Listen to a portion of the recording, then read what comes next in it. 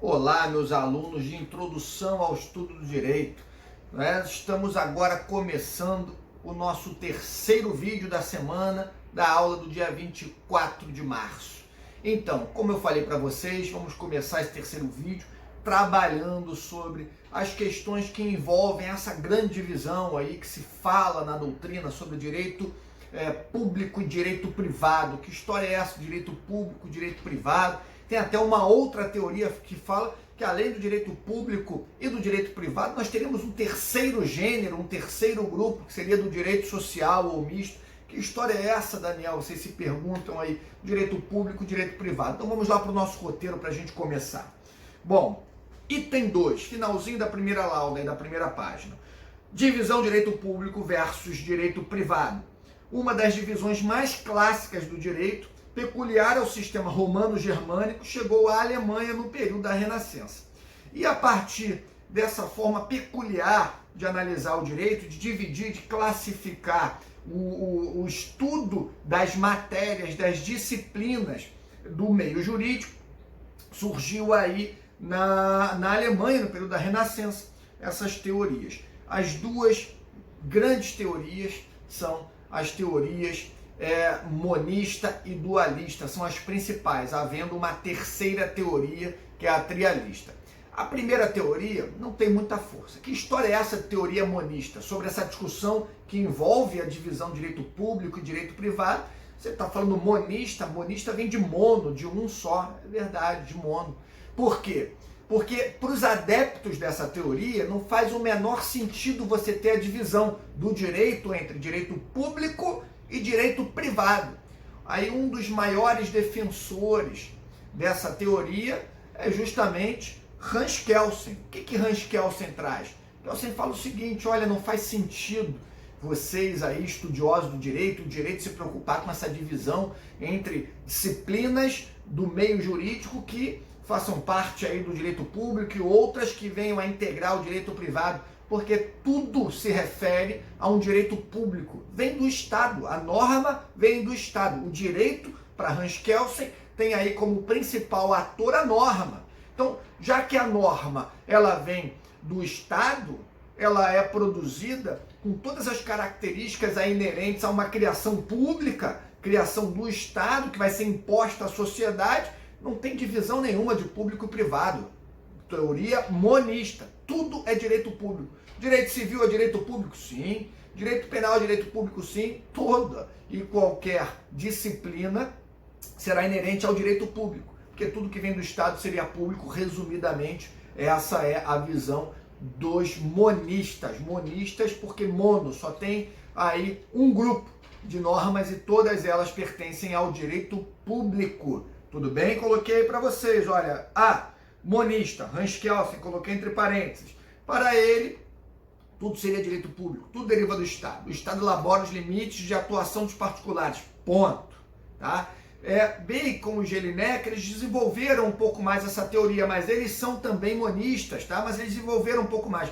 Eles falaram o seguinte: há o direito privado, sim, há o direito público e o privado, mas o direito privado, na verdade, ele vive tutelado pelo direito público. É como se fosse um apêndice, ele está subordinado ao direito público. Então, na verdade, o direito público que tomaria conta de todo esse cenário, e esse direito privado ele está subordinado a esse direito público maior. Isso é um desenvolvimento da teoria monista, mas não deixam de ser aí monistas, né? Porque o que comandaria, na verdade, seria, até para esses autores, Bacon e Jelinek, seria o direito público, tudo bem? Dualista. Aí sim, é nessa teoria que a gente começa a ver as pessoas, os autores, os doutrinadores que se posicionam por uma divisão do direito entre direito público e direito privado. Aqui só faz sentido a gente falar dessa divisão em direito público e privado, segundo, se formos levar em consideração esse segundo ponto de vista, essa segunda corrente doutrinária, essa segunda teoria. Então vamos lá. Teoria dualista. Essas concepções para justificar a divisão de direito público e privado baseiam-se ou no conteúdo do direito ou na forma das normas jurídicas. Resumidamente, e explicando aqui de um modo bem mastigado para vocês. Esses doutrinadores ou esses autores que desenvolveram estudos pautados aí na teoria dualista, que chegaram à conclusão que, na verdade, o direito ele se divide em dois ramos, do direito público e do direito privado. Tem várias explicações para poder justificar esse ponto de vista, o porquê do direito se dividir entre direito público e direito privado. Todas essas subteorias que eu vou falar agora para vocês, seja do lado dos substancialistas ou dos formalistas, buscam diferentes explicações para justamente poder bater o pé e firmar o entendimento de que o direito se divide sim em dois ramos, do direito público e do direito privado, cada um com seus argumentos, mas todos eles chegam a essa mesma conclusão. Uns pautados na substância, ou seja, no conteúdo desse direito que você vai analisar para poder classificá-lo como direito público ou como direito privado, e outros em relação à forma. Então vamos lá, vamos analisar essas teorias. Estão todas aí no roteiro de aula de vocês. Primeiro, substancialistas, ou seja, segundo os substancialistas, você tem aí a consideração do conteúdo da norma, tá? Para poder considerar o conteúdo dela como sendo de direito público ou de direito privado. Então vamos lá, primeira teoria substancialista, que considera o conteúdo da norma. Teoria dos interesses em jogo, criada por Ulpiano. Aí eu tenho até uma crítica que eu coloquei a vocês aí, segundo algumas posições doutrinárias, mas basicamente, o que essa teoria sustenta? Que você vai trazer aí aquele ramo do direito que você vai analisar e vai classificá-lo como sendo do direito público ou do direito privado, se você analisar os interesses em jogo. O interesse é o interesse do particular, é um interesse privado ou é um interesse muito mais amplo, é o interesse da sociedade? Vamos lá então pegar caso a caso. Será que o direito constitucional, o direito que analisa ali as normas e princípios constitucionais, ou seja, da Constituição da República Federativa do Brasil, que traz ali a nossa mais alta norma, o topo da pirâmide normativa está lá a Constituição, nossa mais alta norma traz forma de governo, de Estado, direitos e garantias fundamentais, traz ali o rol de cláusulas pétreas, traz como aquele Estado, como aquele país, aquela nação vai se organizar.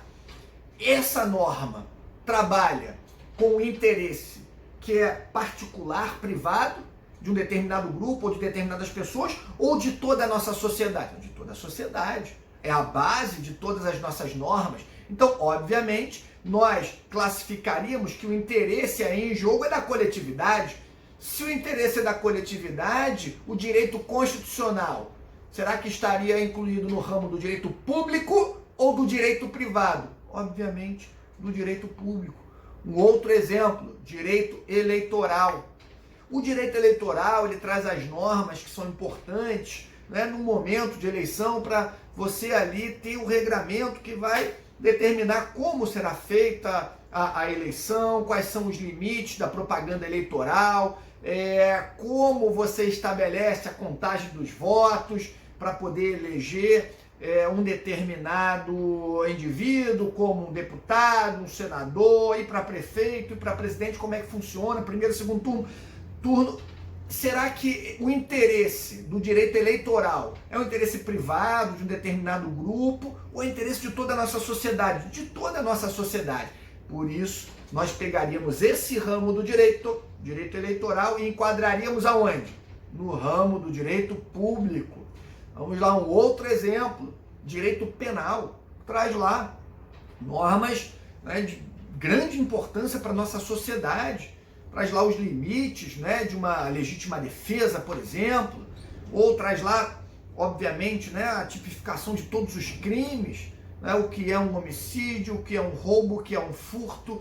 Você tem lá o interesse em relação ao direito penal, que traz penas, em sua grande maioria privativas de liberdade, outras penas que não são só as privativas de liberdade, mas que trabalham ali com questões que são importantíssimas para a nossa sociedade, tipificando determinadas condutas como crime para poder coibir esse tipo de ação na nossa sociedade, trazendo penas severas, privando o indivíduo da liberdade se ele vier a cometer aquela conduta que está prevista na lei, que visa trazer uma pacificação maior na nossa sociedade, uma redução dos crimes, uma prevenção em relação aos crimes, porque o indivíduo vai olhar ali para o direito penal e vai ver, não, peraí, esse risco eu não assumo não, de ficar preso 20 anos, não assumo. É uma forma de inibir ou não é? Aquele indivíduo que eventualmente tenha o interesse ou a possibilidade de causar o mal a alguém. O direito penal ele é um instrumento de controle da sociedade nesse aspecto.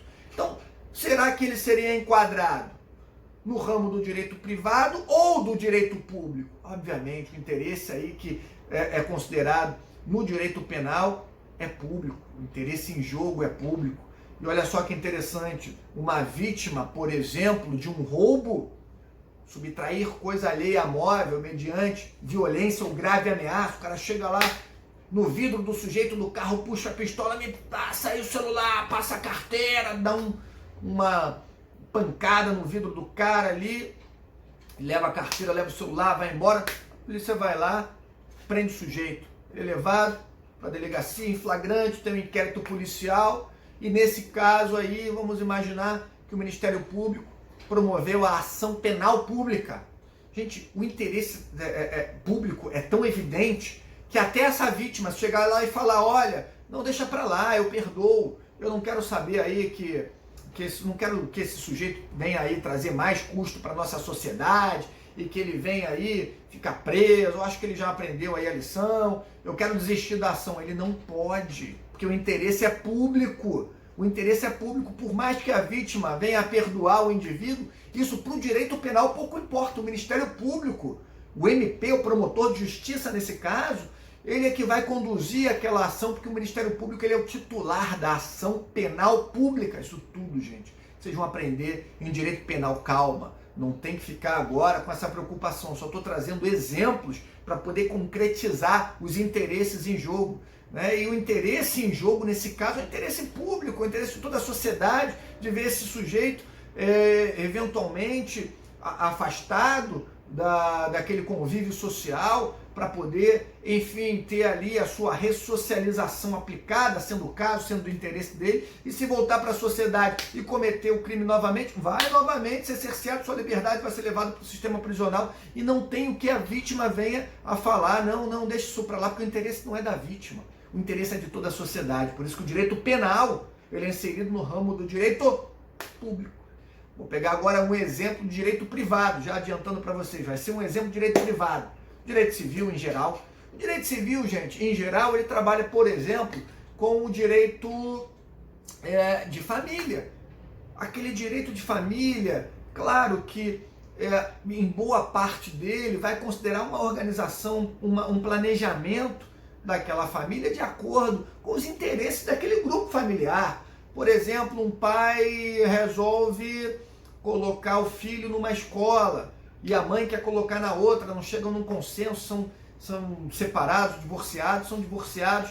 O direito de família vai fazer com que eles, eventualmente, cedam em relação à posição do outro, porque eles visam ali o interesse do menor, principalmente. Então o pai pode chegar e falar, não, tudo bem, eu aceito que a mãe escolha a escola do nosso filho, não tem nenhum problema, eu acabo concordando, ou vice-versa. O direito guarda a relação privado com o interesse daquelas pessoas ali que o direito próprio de família tutela. Se alguém quiser casar, vai escolher o regime de bens do casamento. Interessa ao Estado, interessa à sociedade isso? Ou só aquelas pessoas que estão ali prestes a se casar?